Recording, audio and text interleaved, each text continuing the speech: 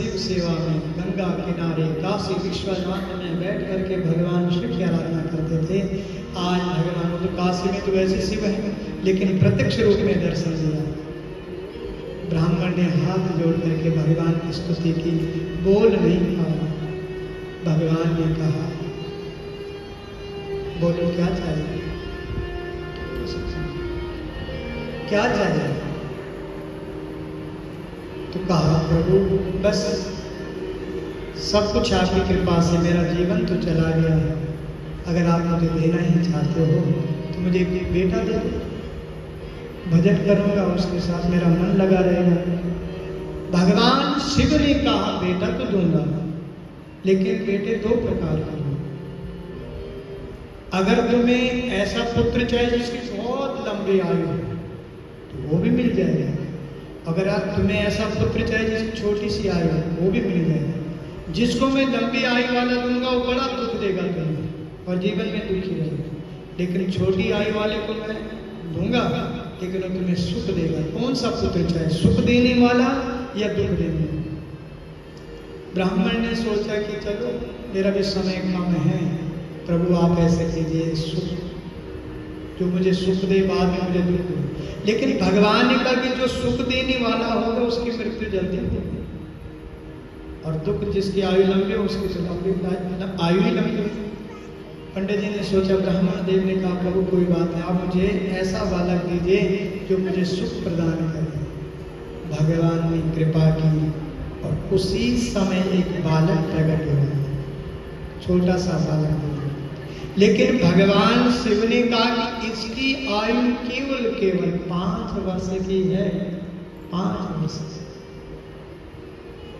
उस समय भगवान की माया थी। ब्राह्मण ने कहा कोई बात नहीं। अब ब्राह्मण अपने बालक के साथ बड़े भाव से उसको गोद में लेकर के बिठाते उठाते, शिव पुत्र वहाँ तो ऐसी जरूरत नहीं कि माँ का दूध पिलाने या खाना खिलाना, जहाँ भगवान शिव ने दे दी शक्ति वहाँ फिर क्या चिंता। शिव में बालक 1 वर्ष का हुआ और उस बालक के साथ ब्राह्मण को बहुत आनंद मिला। वैसे भी छोटे बच्चे के साथ समय बहुत कट जाता है, बड़ा आनंद आता है। 1 वर्ष हुआ, 2 वर्ष हो गए, 3 वर्ष हो गए, और जैसे 4 वर्ष पूर्ण हो चुके, 1 वर्ष रह गए। अब ब्राह्मण देव चिंता में बैठ गए, इसकी आयु केवल अब 1 वर्ष की रह गई। ध्यान से श्रवण करना। भगवान को याद करने लगे, क्या किया है। जैसे डॉक्टर कहते हैं कि अब आपके पास समय कम है, अगर आपको हॉस्पिटल में रखना है तो यहाँ रखिए, नहीं तो इनको घर ले गए। तो मरीज तो बेचारा वैसे ही घर जाता है, लेकिन जो व्यक्ति अपने माता पिता से विशेष प्रेम करते हैं वो चिंता में पड़ जाते हैं। कुछ लोग होते हैं कि चलो ठीक है चले जाएंगे, इनकी तो उम्र हो गई, अब जाने। लेकिन कुछ जो वो समझदार होते हैं, जो मातृ पितृभक्ति वाले होते हैं, तो थोड़ा दुविधा में पड़ते हैं। वो अपने माता पिता के लिए दान पुण्य यज्ञ अनुष्ठान सब कुछ करते हैं, कहते हैं हमारे माता पिता स्वस्थ हो। आज ब्राह्मण देव जो हैं चिंता में बैठे हुए थे। अब प्रयागराज में काशी में तो थे, उसी समय उनसे मिलने के लिए महात्मा, वो भी महात्मा ही थे, भजन करते थे ब्राह्मण। उन्होंने कहा क्या बात, आप बड़े उदास हो रखे हैं, चिंता में बैठे, आपने तो जीवन पर्यंत भगवान का भजन किया। कहा ये मेरा छोटा सा बालक है, अब इसकी आयु केवल 1 वर्ष बची है, इसलिए मैं सदैव उस चिंता में, मुझे रात दिन नींद नहीं आता, क्या करूं। तो संतों की कृपा तो विशेष है, कोई ना कोई मार्ग अवश्य मिल जाए। महात्मा जी ने कहा कि तुम ऐसा करो, काशी से प्रयागराज चल जाओ और वहां इसको जो है अपने बालक को जो है प्रयागराज के पास दोनों जो है वहां रहो, और मार्ग में जो भी ऋषि मुनि जीव जंतु जो भी मिले सबको प्रणाम है। ध्यान से श्रवण करना। कोई उपाय बताते तो आप जाते हैं डॉक्टर के पास, कोई कहीं जाता है, कोई कहीं जाता है, कोई कहीं जाता है। दुख में आते कहीं भी जा सकते हैं, सुख में नहीं जा पाते। जब सुखी रह गए तो कहो बेटा सामने से दूध लेके आ जाए, बस मेरी तबीयत ठीक नहीं, लेकिन जब दुख में, जीवन में दुख आ जाए, वही पुत्र आपके साथ कहीं भी जा सकते। आज ब्राह्मण ने अपने पुत्र को लेकर के कहाँ गए? प्रयागराज, त्रिवेणी के संगम में आकर के, जहाँ पे चौराहे थे, चौराहे होते, वहाँ से चारों तरफ से लोग आते हैं, वहाँ पे खड़े हो गए दोनों ने। ब्राह्मण ने एक छोटी सी कुटिया बना दी झाड़ फूस की, और दोनों वहाँ रहने लगे और अपने पुत्र से कहा कि तुम यहीं रहो, क्योंकि महात्मा ने कहा था कि प्रयागराज में जाकर के जो भी मार्ग में आए सबको अपने पुत्र से प्रणाम करना। अगले दिन कुटिया बनाई, ब्राह्मण अपने पुत्र को लेकर के वे खड़े रहे। 1 साल पूर्ण होने वाला है। मार्ग में जो भी मिल गए, महात्मा, संत, जो भी प्राणी, सबको प्रणाम करें, सब आशीर्वाद दें, चिरंजीव भव, आयुष्मान भव, दीर्घायु भव, दिल से आशीर्वाद दें। जब आप किसी को दिल से प्रणाम करोगे, श्रद्धा से उसके चरणों में झुकोगे, तो उसकी हृदय से अपना भी आपके सिर के ऊपर हाथ जाएगा और आपके ऊपर विशेष कृपा होगी। 1 साल पूर्ण होने वाला और केवल 3 दिन बचे थे। अब स्वयं आप पिता की धड़कनें बढ़ गई, क्या होगा, क्या होगा, क्या होगा। और जब 3 दिन बचे हुए थे, उसी समय प्रयागराज में सभी संतों के आशीर्वाद से, कृपा से, सप्त ऋषियों का आगमन हो गया।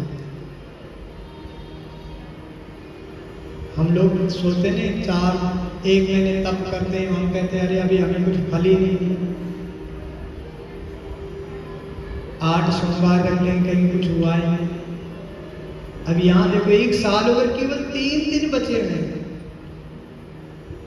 जैसे आप मैच देखते हैं 20 एक ही ओवर में मैच जीत भी सकते हैं, हार भी सकते हैं। कहीं हार गए जी, आप तो नहीं बनेंगे 30-35 में, लेकिन कोई ऐसा आ जाता है कि एक ही सेकंड में, एक ही 6 बॉल में ही बना देते हैं। लेकिन विश्वास, उसी समय जो है भगवान की कृपा से सप्त ऋषि आए, केवल 3 दिन में, और दोनों बाप बेटे सबको प्रणाम करते थे। पिता की आदत है, स्वभाव बना रखा था। तुरंत ब्राह्मण ने प्रणाम किया और पीछे से छोटा सा बालक, 5 वर्ष का बालक, वो भी चरणों में गिरा, सभी संतों के, सप्त ऋषि के चरण। और उन सप्त ऋषियों ने क्या कहा? चिरंजीव भवा, चिरंजीव भवा, चिरंजीव भवा। और पीछे से पुत्र ने भी प्रणाम किया सारे ऋषियों के चरणों में। तो सप्त ऋषियों ने एक साथ बोला, चिरंजीव भवा, चिरंजीव भवा, चिरंजीव। कितने होंगे? 21 बार एक साथ। अब जब सप्तऋषि जाने लगे और पंडित जी ब्राह्मण उदास हुए, उन्होंने कहा, गुरुदेव आप लोगों ने तो आशीर्वाद दे दिया है। उन्होंने पूछा सप्तऋषियों ने कि आपका बालक इतना सुंदर है और आप चिंता में बैठे हुए, क्या बात है, क्यों उदास हो? तब ब्राह्मण ने कहा, आपने तो आशीर्वाद दे दिया है, लेकिन इसकी मृत्यु निकट है, इसके पास अब केवल 3 दिन बचे हुए हैं और आपने आशीर्वाद दे दिया, चिरंजीव भवा, चिरंजीव भवा, चिरंजीव भवा। सप्तऋषियों ने कहा, अच्छा। सप्तऋषियों ने कहा कि ये बालक आया कहां से, किसने आपको ये बालक दिया? ब्राह्मण ने कहा, चलो अगर उनके बारे में बताऊंगा फिर आप विवाद करोगे, उन्होंने ऐसा बालक क्यों दिया, कैसे दिया, इस बात को आप छोड़ दीजिए। सप्तऋषि ने सोचा, सप्तऋषियों ने सोचा कि अगर इसकी मृत्यु होगी तो लोग कहेंगे कि सप्तऋषि झूठे थे, किसी काम के ऋषि नहीं थे वो। उन्होंने कहा, ब्राह्मण देव तुम ऐसा करो, इस बालक को हमारे पास आ जाओ, ये बालक हमें दे दो। और सप्तऋषि उस बालक को लेकर के कहाँ गए? भगवान ब्रह्मा के पास, क्योंकि सबको भाग्य को बनाने वाले, जन्म मृत्यु के रचयिता कौन? भगवान ब्रह्मा है। सप्तऋषि गए और भगवान ब्रह्मा तो बैठे हुए थे, सप्तऋषि सब आए, पहले एक एक करके सारे ऋषि आए और प्रणाम करने लगे। भगवान ब्रह्मा ने कहा, चिरंजीव भवा, चिरंजीव भवा, चिरंजीव भवा। सातों ऋषियों ने जैसे प्रणाम किया, पीछे से बालक भी आ गया, उसने भी प्रणाम कर दिया। और भगवान ब्रह्मा ने कहा चिरंजीव भवा, चिरंजीव भवा, चिरंजीव भवा। सब ऋषि बड़ी चैन की सांस लेने लगे, चलो हमारी बला तो टल गई। अब ये इसकी मृत्यु होए क्या होए, हमारी तरफ से कल के दिन अगर इसकी मृत्यु होगी तो लोग ब्रह्मा जी का नाम बदनाम है। चलो जी, ये जो कुछ किया ब्रह्मा जी ने किया। ब्रह्मा जी असली ब्रह्मा नहीं है। अब चिरंजीव का आशीर्वाद दे दिया, अब ब्रह्मा जी जाना। अब सब ऋषि हंसने लगे। ब्रह्मा जी ने कहा कि भाई तुम लोग क्यों हंस रहे हो? उन्होंने कहा पिताश्री, हम इसलिए हंस रहे हैं कि इस बालक के पास केवल अब 2 दिन बचे हुए और इसकी मृत्यु निकट है, और आपने आशीर्वाद दे दिया चिरंजीव भवा, चिरंजीव भवा, चिरंजीव भवा। अब आप जाने और ये बालक जाने, हमारा कोई लेना देना नहीं। हम तो जाने अपने पृथ्वी लोक में। अब देखिए भगवान ब्रह्मा दुविधा में फंस गए। मृत्यु तो अटल सत्य है। जातस्य ध्रुवो मृत्यु ध्रुवम जन्म कृतस्य च, जिसका जन्म है उसकी मृत्यु अटल है। इसलिए मृत्यु को कोई टाल नहीं सकता। मृत्यु हमारे साथ में बैठी परछाई के रूप में। आप जहां भी जाओगे मृत्यु सदैव साथ में। एक मृत्यु और एक परमात्मा सदैव हमारे साथ में, और कोई रहे न रहे, ये 2 व्यक्ति सदैव हमारे साथ में रहते हैं। लेकिन भगवान हस्तक्षेप नहीं करते। मृत्यु जिसकी निकट होगी भगवान को कोई लेना नहीं, क्योंकि ये संसार एक नियम बना हुआ है, एक भगवान का संविधान है। इस प्रकार का भगवान ब्रह्मा ने सोचा क्या किया जाए। भगवान ब्रह्मा ने सोचा इसको बचाने वाला कोई है नहीं, चलता हम भोलेनाथ के पास, वही इसका उद्धार कर सकते हैं। भगवान ब्रह्मा उस बालक को सप्तऋषि सब चल पड़े कहाँ? कैलाश में। देखिए भोलेनाथ की कृपा। भगवान शिव बैठे हुए, ब्रह्मा जी ने प्रणाम किया। भगवान शिव ने कहा स्वस्ति दीर्घाय भव। सप्तऋषियों ने प्रणाम किया, चिरंजीव भव, चिरंजीव। भोलेनाथ को तो कोई कुछ पढ़ता ही नहीं, वो तो बहुत बड़े दानी, छोटी छोटी चीज तो सोते नहीं। चिरंजीव भवा, चिरंजीव भवा। और जैसे सप्तऋषियों ने प्रणाम किया, पीछे से बालक आ गया, 5 वर्ष का बालक। भगवान शिव ने कहा, बालक ने प्रणाम किया और भगवान ने कहा चिरंजीव भवा, चिरंजीव भवा, चिरंजीव भवा। अब ब्रह्मा जी चैन की सांस लेने लगे। ब्रह्मा जी ने कहा चलो मेरी भी बला उठा दी, नहीं तो मुझे भी लोगों ने वैसे में बदनाम और बदनाम कर लेते कि ये नकली ब्रह्मा है। अब ब्रह्मा जी प्रसन्न हो गए, हंसने लगे। भगवान शिव ने कहा ब्रह्मा जी क्या बात, आप बड़े मुस्कुरा रहे, कोई तो कारण हो। प्रभु अब क्या बताएं आप? अरे हम तो फंस गए थे। क्यों? अरे इस बालक की जो है मृत्यु निकट है, इसके पास केवल आज और कल का दिन है और कल इसकी मृत्यु हो जाएगी। और मैंने भी चिरंजीव का आशीर्वाद दिया था, अब आपने दे दिया, आप ही जानिए और ये बालक जाने। भगवान शिव ने कहा कोई बात नहीं।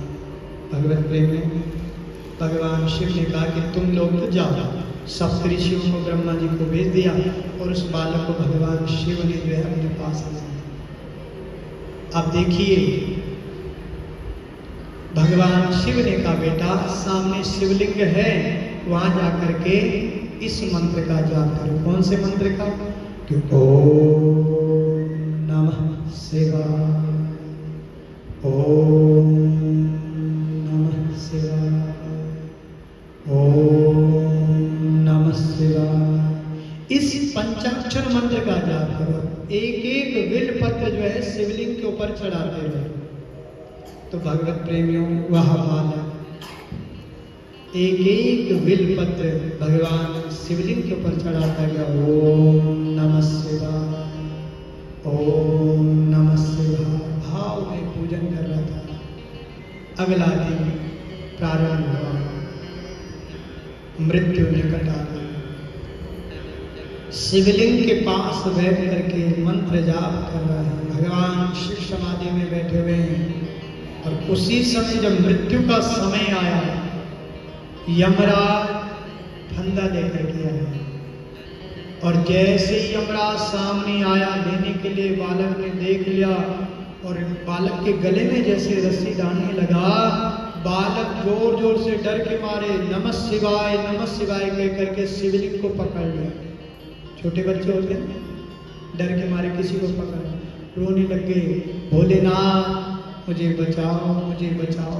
भगवान शंकर को पकड़ लिया, शिवलिंग पर चिपक गया बालक। उसी समय भगवान की कृपा से भगवान भोलेनाथ शिवलिंग से प्रकट हो गए। बोलो शंकर भगवान की जय। जैसे भगवान शिव प्रकट हुए, यमराज ने प्रणाम किया। भगवान ने कहा महाराज तुम क्यों आए? यमराज ने कहा प्रभु इसकी मृत्यु निकल है, इसलिए मैं इसको लेने के लिए आया, ये तो विधान है। भगवान शिव ने कहा कि ये बालक मेरा है और तुम्हें हमने काम दे रखा है जो ब्रह्मा के बनाए हुए प्राणी है। इसको तो मैंने 5 वर्ष दिए, इसको तुम नहीं ले जा सकते। यमराज ने कहा कि आपका संविधान कुछ अलग है क्या? भगवान शिव ने कहा सबसे छोटा युग है कलयुग, 4 लाख वर्ष है। उससे थोड़ा बड़ा क्या है? त्रेता युग। उससे थोड़ा बड़ा क्या है? द्वापर। और उससे ये 4 युग जब व्यतीत हो जाते हैं, 13 लाख वर्ष जब व्यतीत हो जाते हैं, तब जो है भगवान ब्रह्मा का एक दिन होता है। भगवान ब्रह्मा का एक दिन बताओ। और जब ये स्वयं अनुभव कीजिए कि जब चारों युग व्यतीत हो जाते हैं तब भगवान ब्रह्मा का एक दिन होता है। अब 1 हफ्ते होने में कितने समय लगेगा? 1 महीने में कितना समय लगेगा? और जब भगवान ब्रह्मा का 1 वर्ष होता होगा तो पता नहीं कितनी बार ये 4 युग बीत जाते हैं।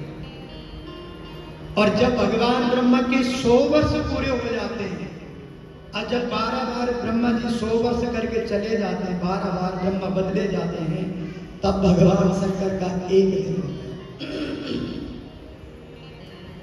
भगवान ब्रह्मा का जब 4 युग बीतने के बाद एक कल्प होता है और तब भगवान ब्रह्मा का एक दिन होता है। और जब भगवान ब्रह्मा के 100 वर्ष पूरे हो जाते हैं और उसमें भी 1200 वर्ष जब ब्रह्मा जी के पूरे होते हैं, तब भगवान शिव का एक दिन होता है।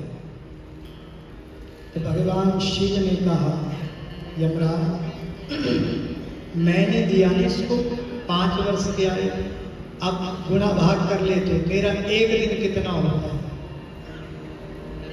यमराज चकरा लगा। यमराज ने सोचा कि जब ब्रह्मा जी 12 बार बदले जाते हैं, मैं तो पता नहीं कितनी बार मेरी बदली होती रहती होगी, कितने यमराज आ गए होंगे। इसलिए यमराज ने भगवान के चरणों में प्रणाम किया। और भगवत प्रेमियों, तब भगवान ने उस बालक के ऊपर कृपा की और यही बालक आगे जाकर के मार्कंडेय ऋषि, मार्कंडेय ऋषि अजर अमर है। इन्होंने पृथ्वी की कई बार प्रलय देख ली। इस प्रकार जो है भगवान भोलेनाथ पहले किसी को देते नहीं हैं, और जब देते हैं तो बहुत कुछ देते हैं। इसलिए भगवत प्रेमियों, दृष्टांत का तात्पर्य यही है कि किस प्रकार हम भगवान के सन्निकट जाएं, भगवान से हमारा प्रेम किस प्रकार हो। यही दृष्टांत जो है शास्त्रों में वर्णन है। दृष्टांत जो है हमें बार बार भगवान की ओर आकर्षित करते हैं। तो केवल इस जीवन में केवल एक ही आसरा है, केवल भगवान। तो बार बार आपसे प्रार्थना है कि थोड़ा सा समय अवश्य प्रभु के लिए निकालना चाहिए। तो आज की कथा को यही